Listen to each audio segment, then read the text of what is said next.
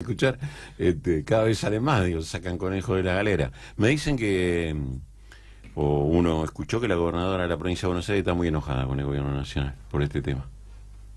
¿Sí? Así que habría que ir prestando atención en los próximos días, ¿no? Y aparte, A mí me hicieron otro comentario. sí, Buen día, bueno, después lo vas a decir.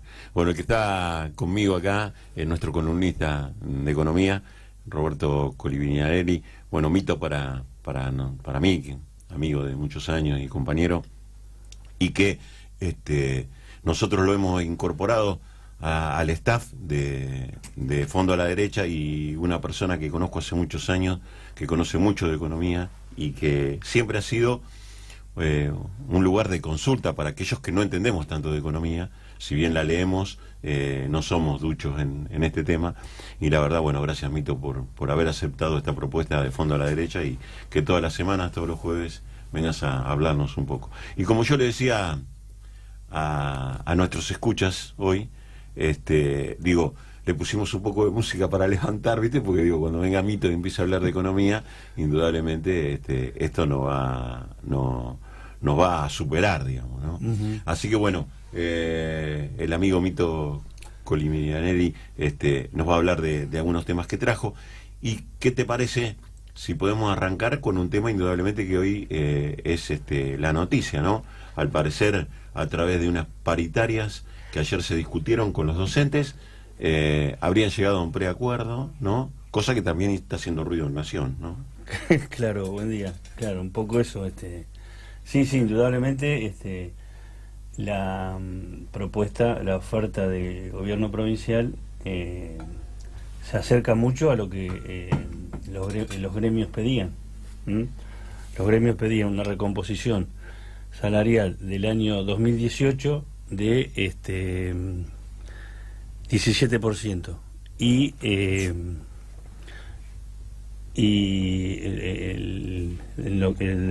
para el año 2019 no perder, o sea, empatar, como mínimo empatar la inflación. Bueno, el acuerdo fue que el acuerdo fue para el 2019. El aumento se va a regir de acuerdo a los índices de inflación. Va a ser un ajuste trimestral de acuerdo a la variación del índice de inflación, de manera tal de que los salarios le van a empatar, de manera tal que el docente no pierda poder adquisitivo. O sea, que las variaciones del salario estén ligadas a la variación de la inflación, ajuste trimestral. Y del 2018, que los gremios pedían una recomposición del 17% que habían perdido, que ellos calculaban que la inflación le había ganado al salario el año pasado y habían perdido 17 puntos. El gobierno provincial les propuso un 15,6, muy cercano, diríamos, después de tantas peleas y tanta pulseada. Indudablemente es un acuerdo que van a firmar y van a... Y te decía que esto de Nación generó alguna reprimenda hacia la gobernadora, porque esto va a generar un precedente para el resto de las paritarias privadas, públicas y privadas, este acuerdo, porque la inflación para este año, ¿cuánto va a ser? ¿Cuánto se calcula? Es muy probable que el primer trimestre estemos en un 10%. Lamentablemente, si no pueden domar al dólar, este ritmo va a seguir. O sea que la inflación mínimo de este año va a ser un 40%, 40% más un 15% que lograron de recomposición, es un 55% de aumento en el año. Analizado desde el punto de vista macroeconómico, es un impacto salarial importante. Importante. Vos sabés que cuando vos hablabas, digamos, siempre se sabe que todos los otros gremios arreglaron, digamos, paritarias después que arreglaban los docentes, porque siempre los docentes fueron el piso, ¿sí? Digamos, arrancamos desde acá y ahora viene la negociación con los otros gremios estatales. Digo que indudablemente van a ir de mínima por lo que le están dando a los docentes, como fue siempre. O sea, nosotros que de alguna forma siempre estuvimos relacionados también con los gobiernos provinciales, en el sentido de que de alguna manera siempre estuvimos ahí mirando cómo se hacía. esto de la gobernadora genera, digamos, un piso. Y también yo creo que va a generar un antecedente ahora que se está planteando las paritarias en los empleados municipales, ¿no? Sí, municipales y privados también, Luis. Exactamente. Porque si bien los gremios más importantes, camioneros, la UOM, bancarios, esto también les facilita o les genera un precedente como diciendo, si los docentes lograron esto, nosotros... que me parece bien, diríamos, porque acá, a nuestro entender de la economía, si el salario por lo menos tiene que empatar con la inflación, porque si vos haces que el salario pierda con la inflación, eso genera menor consumo, menor demanda, y genera esas pujas que son los precios de la economía, ¿no? Porque cuando uno habla de precios de la economía, cada sector tiene su referente económico y que lo liga, diríamos, a su esquema presupuestario. Ingresos, egresos. A los trabajadores en relación de dependencia, a los empleados públicos, privados. El salario es su referencia de ingresos y para su proyección de gastos. Seguro. Para los empresarios, el margen de ganancia es su precio. Para la gente que vive de rentas, de alquileres, que tiene propiedades, la renta, el alquiler, la renta es el financista, los que viven de las finanzas, la variación del tipo de cambio, la tasa de interés. Bueno, esos son los precios de la economía. Y tiene que ir en referencia de esto, la política económica tiene que observar estos precios y llevar un equilibrio, diríamos. Seguro. Porque donde uno se dispara, donde uno saca ventaja, vienen los problemas. Exacto. Los problemas que estamos observando hoy, con tasa de interés de casi el 70%, con una devaluación que ya está superando el 115, 120% de devaluación, o sea que el tipo de cambio, el dólar, tiene un crecimiento tan brusco, el resto de los precios quedan desacomodados. Entonces vienen los problemas económicos.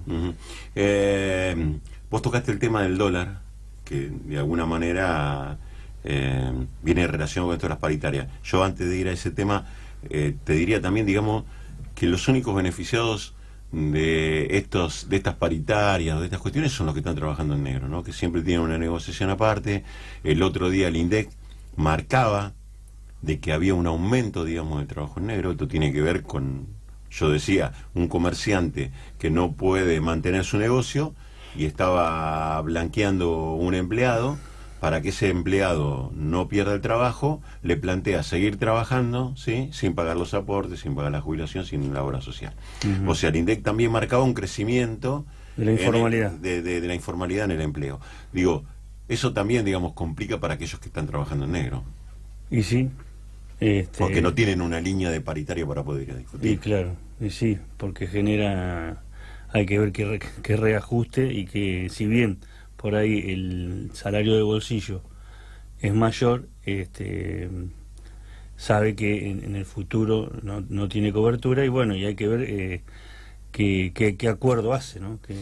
Sí, anoche a última hora conocíamos cifras del INDEC que planteaban de que para que una familia no sea pobre, un sueldo de 25 o 26 mil pesos debía ser para no ser pobre. Entonces yo marcaba esta línea, ¿no? Decía, una familia tipo, 2 hijos, que paga un alquiler mínimo entre 9 y 10 mil pesos, porque vos tenés 2 hijos, tenés que tener mínimo 2 habitaciones, y digamos, como base se está pagando eso en La Plata hoy, entre 9 mil y 10 mil pesos, no un departamento de super lujo, ni con nada, digamos, estamos hablando de un departamento que tenga 2 habitaciones. Ya de entrada tenés 10 mil pesos de alquiler, ¿sí?, aquel que no tiene propiedad. Después tenés la luz, el gas, digamos, los servicios, después tenés que comer y viajar para ir a trabajar. Transporte, digo, o sea, nafta. Digo, ¿cuánta gente gana hoy 26 mil pesos por mes? ¿No? ¿Cuántos en este país pueden llegar a ese monto de dinero? Entonces digo, hay una realidad también, que ahora cuando vengan los datos del INDEC que tienen que ver con la devaluación del peso, la pobreza, falta el indicador de pobreza. Exactamente, digo, es un tema también, ¿no? Sí. Que trae aparejado todo. Y si vos fijate una cosa, lo que hablábamos recién del tema de los precios. Cuando los precios de la economía, algunos se dispara, las referencias, ¿no? Tasa de interés, índice de precios, salarios, tipo de cambio. Por ejemplo, y lo que vos hablabas de una familia tipo que entre otras cosas tienen que costear un alquiler. Y te decía, cuando uno de los precios, cuando los precios de la economía se desmadran, o sea, están fuera de control, la problemática que genera, porque por ejemplo, una política de este gobierno que tendía a solucionar parte del problema de muchas familias, que fue los créditos suba, con estas tasas de interés y con este índice de inflación, el crédito ahora se convierte en un boomerang.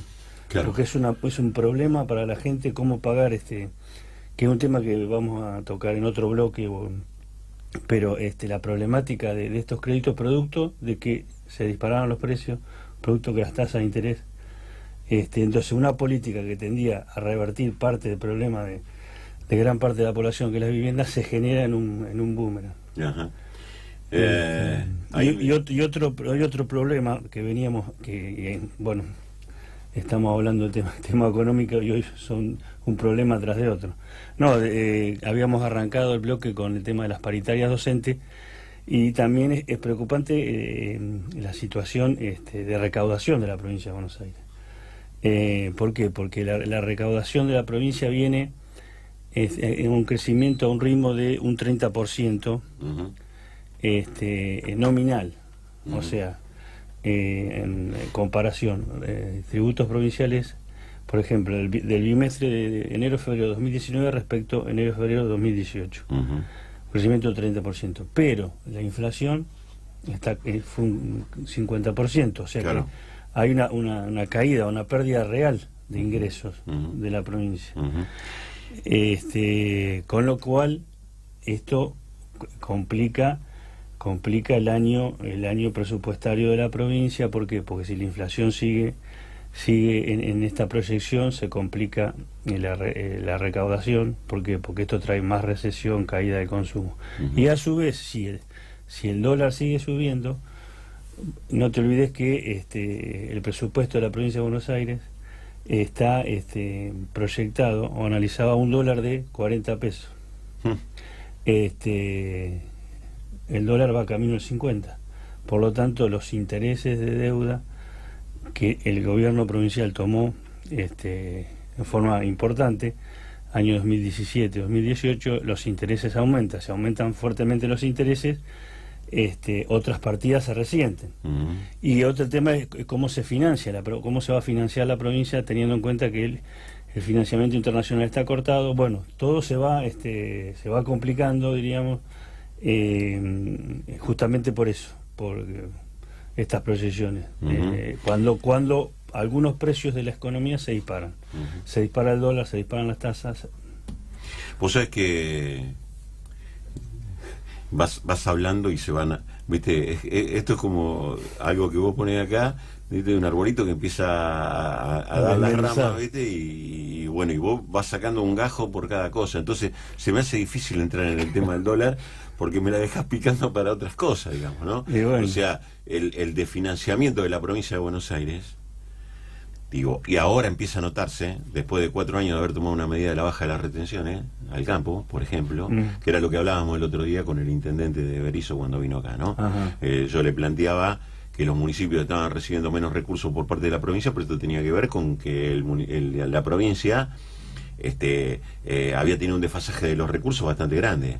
Esa medida que el gobierno nacional tomó de bajar las retenciones al campo generó también que la provincia tuviera menos ingresos. Claro. Y que de esa forma pudiera ampliar un poco más, ¿no? Digamos, su espectro en la economía, en la ayuda a los municipios y también en lo que se estaba resolviendo o mínimamente se resolvió ayer, que fueron las paritarias de los docentes. Entonces, en ese marco, mi pregunta es, ¿fue una mala decisión por parte del gobierno haber bajado las retenciones del campo? Si planteamos que en toda la provincia de Buenos Aires, hoy por hoy, la explotación más grande es la soja. Este es un país que no se nutre de soja, ¿sí? Sino que toda la soja se exporta. Se cobra en dólares, para el campo una ganancia terrible, baja de las retenciones, o sea, cualquiera en una maceta, para decir una gráfica, ¿no? Planta soja. Sí. ¿sí? Con lo que contrae después, digo, podemos ir a cómo deteriora el campo, que hay que esperar 6 meses para volver, y no se puede volver a plantar en el mismo campo soja, sino hay que plantar otros vegetales, otras cuestiones. Digo, esa medida, indudablemente, afectó a la economía no solamente de las provincias, sino también afectó a la economía directa de la provincia de Buenos Aires. Sí, sí, vía coparticipación, ¿no? Porque eso es una medida nacional, un impuesto nacional. Sí, el origen de las retenciones es básicamente a los productos que se exportan, que forman parte de la canasta básica. Ajá. Básicamente el trigo, vía pan, y la carne, digamos. Se aplicaron en su momento, y muchos gobiernos la aplicaron. Uno de los primeros fue Krieger Bacena, un gobierno militar. ¿Por qué? Porque la devaluación o el precio del trigo en su momento creció fuertemente. Entonces los productores preferían exportar todo, porque el precio internacional era más alto que el precio local. Claro. Entonces se impusieron las retenciones ¿para qué? Para que se equiparen un poco el precio internacional al local, de manera tal que no impacte tanto en el bolsillo de la gente. Lo mismo para la carne y bueno, y también para la soja, en el sentido de lo que vos hablabas de la rentabilidad, pero también en el caso de la soja que se exporta y no impacta en el consumo interno, es una medida de política redistributiva, diríamos. Porque si hay sectores muy rentables y a su vez, pues acá pasa al revés de lo que pasa en Europa. En Europa la industria manufacturera es muy potente, es muy tiene margen de rentabilidad muy alto, por lo tanto se les cobra impuesto y se subsidia al campo. Acá un poco al revés, el campo tiene alta rentabilidad y es lógico que se le saque impuesto y y con eso, esa recaudación se incentive otro sector de la economía. Siempre en una medida de ecuanimidad, diríamos, buscar para que porque todos los sectores chillan, diríamos. Vos sabés que de alguna manera también yo planteaba el otro día cómo la situación económica siempre vivimos en un país de que si aumenta el dólar aumentan los combustibles, los alimentos, no aumenta el dólar, ¿sí? Igual aumentan por otras cuestiones de la devaluación del peso, de medidas económicas que se toman, paritarias, digamos, un montón de cuestiones. Entonces digo, ¿cómo, digamos, y ya entramos en el tema del dólar, cómo modifica la vida de los argentinos el dólar? Totalmente. Digamos, sigue siendo la moneda más fuerte de este país, porque de alguna manera, si bien los que se benefician son aquellos que apuestan a la timba financiera, podríamos decir, o llamarla, siempre son los que ganan, porque esperan un rato, se genera una medida económica, hay una pausa, y después de esa pausa siempre pasa lo mismo. O sea, no es que, viste, las medidas económicas que se toman en un país tienen un proceso a largo término. Menos esta, digamos, ¿no? Que impacta directamente no solamente en el bolsillo, sino que genera que esa política financiera de timba financiera se reproduzca aún más. Entonces, ¿cómo ves vos esto que pasó ayer con el dólar? El aumento de las tasas que no lo pueden parar. O sea, estamos con tasas hasta el 70% anual, que es una barbaridad, digamos. Yo no soy economista, pero ya la hemos vivido, con esas tasas que después tuvimos las corridas de los bancos, el tema de que el banco no podía pagar los intereses porque no tenía recursos para hacerlo, y empiezan a laburar las mesas de dinero de vuelta prestando plata a banco contra banco, los intereses que los bancos tienen que pagarle al otro banco que le prestó la plata. Digo, se arma una rosca que en un momento explota. Sí, indudablemente. ¿Cómo ves eso vos, que sucedió ayer, del aumento? No, y bueno, vos fíjate lo que pasó ayer. En una plaza financiera que hay muy pocos pesos, producto de la restricción monetaria que implementa el gobierno, el dólar creció casi un 3% en un día. Un 3% hoy están dando los plazos fijos, un poquito más. Los descubiertos un poco más, 4 o 5 en el mes. el dólar pegó un salto en un día, un 3%, 2,8%. Y en una plaza donde casi no hubo operaciones cambiarias. ¿Producto de qué? Se argumentó de las devaluaciones de las monedas a nivel internacional. Se devaluó el real, se devaluó el peso peruano, las monedas de los países emergentes latinoamericanos se devaluaron.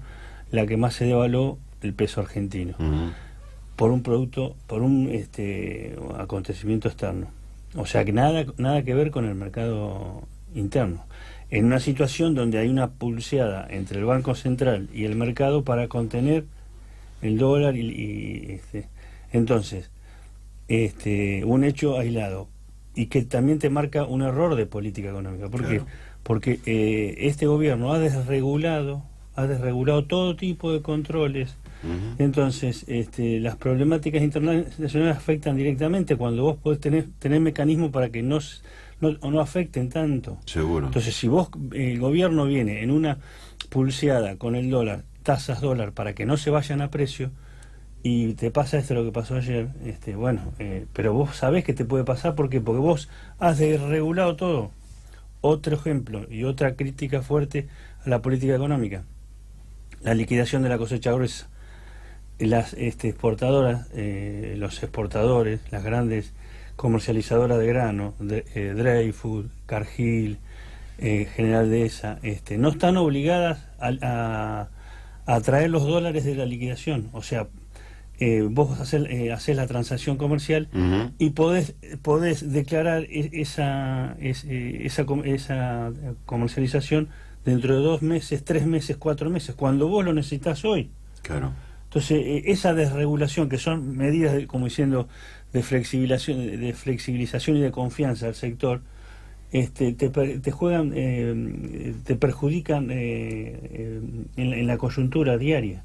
Entonces, si vos dejás al libre pensamiento, al libre hacer, al mercado, hay muchas veces que el mercado te juega en contra. Te juega en contra, claro.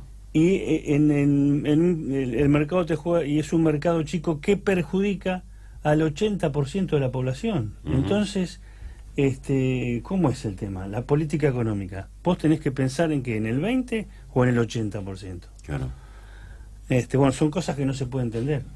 Lo que pasa que es muy difícil que el gobierno retroceda en estas cuestiones, porque es su dogma teórico, su dogma formativo.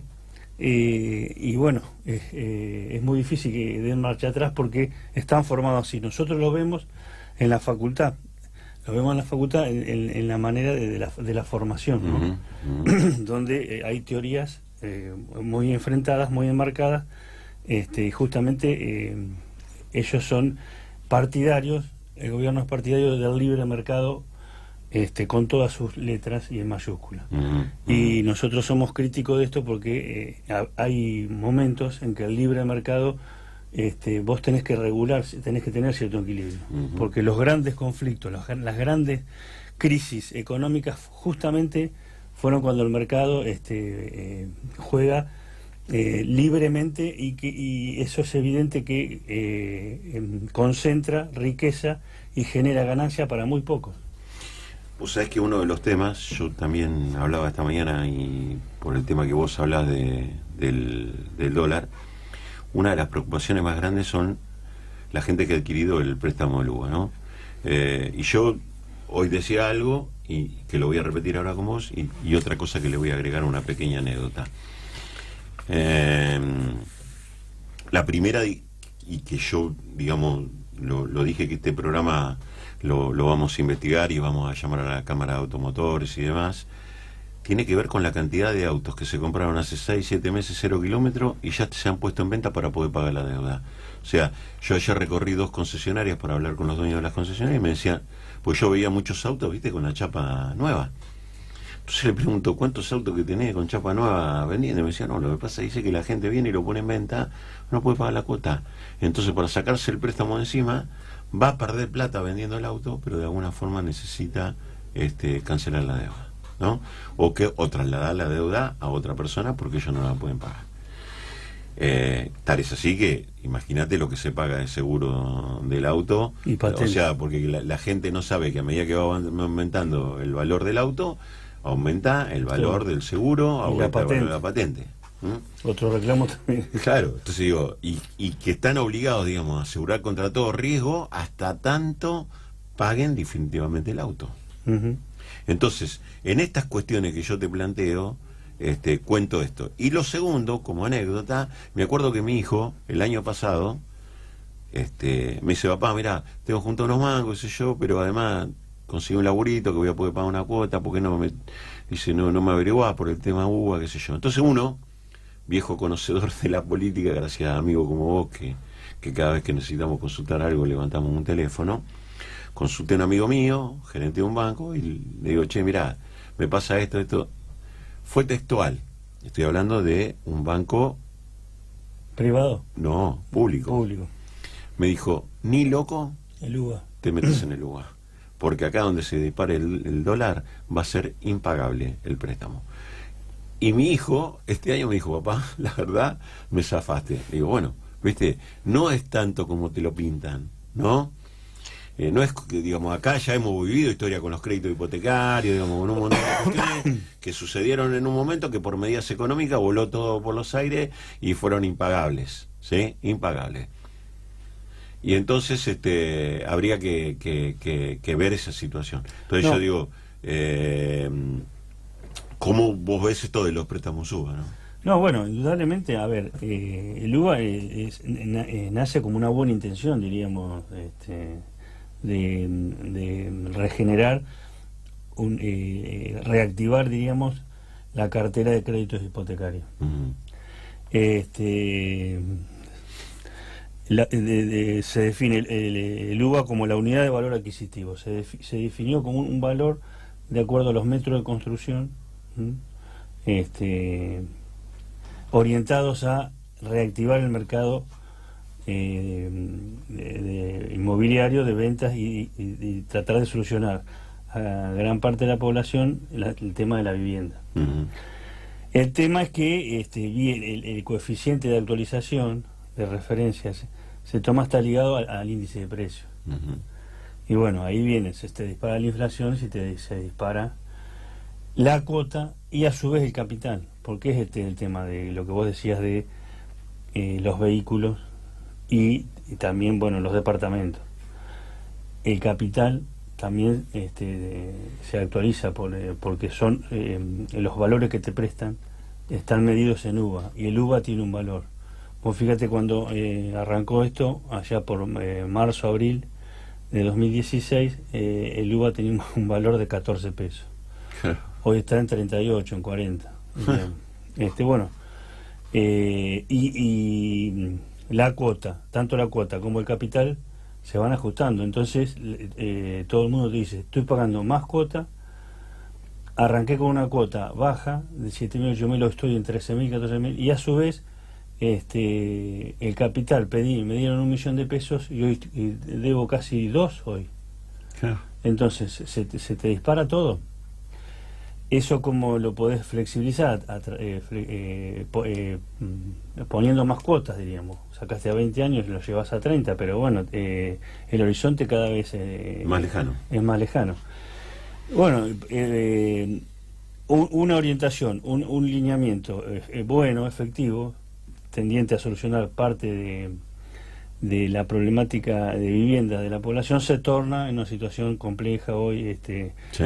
Y bueno, ya están todos los tomadores de crédito uniéndose y comentando esta situación, porque esto genera una psicosis Generalizada. Es difícil dormir y es difícil conseguir. No, si uno lo ve. Porque la se gente. te dispara el capital, se te dispara la cuota. Bueno, hay maneras de solucionar esto, diríamos, en el sentido, porque hubo otra experiencia de hipotecarios donde la variación, la cuota está ligada a la variación salarial. Claro. Que eso también tranquiliza al cliente, tranquiliza al ciudadano porque sabe que va a ir pagando una cuota ligada a su aumento salarial, a su parámetro, lo que va cobrando. Seguro. Otra de la problemática del UBA, que no está, la cuota no se ajusta a un porcentaje de su sueldo. Y otra de las preocupaciones de la gente es que si la cuota cada vez te va sacando más salario. Uh-huh.